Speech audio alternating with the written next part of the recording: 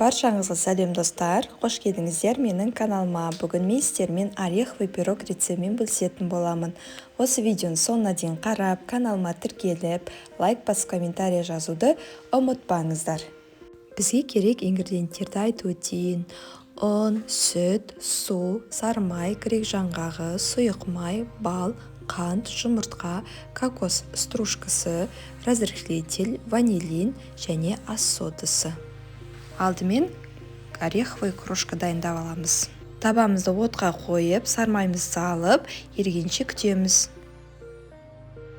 Етілген сармаймызға балымызды қосып, жақсылап араластырып аламыз. Кокос стружкасы мен ванилинді салып, грек жаңғағын қосып, жақсылап араластырып аламыз.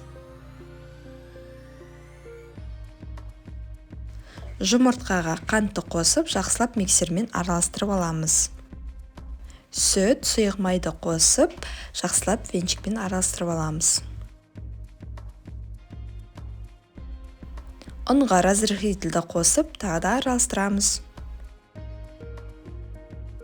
Араласқан қамырымызға кипяток пен ас содасын қосып, жақсылап араластырамыз. Формамды алдын ала майлап дайындап қойдым. Қамырымыз осындай сұйықта болуы керек.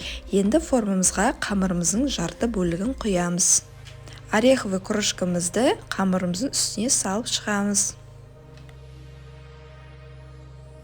Қамырымыздың екінші бөлігімен жауып шығамыз. 170 градусқа 40 минутқа пісіріп аламыз. Міне достар, біздің ореховый пирог дайын болды. Осы рецептпен міндетті түрде дайындап көріңіздер. Видеоны соңына дейін қарағаныңыздар үшін көп рахмет. Сіздермен болған Гүлсезім.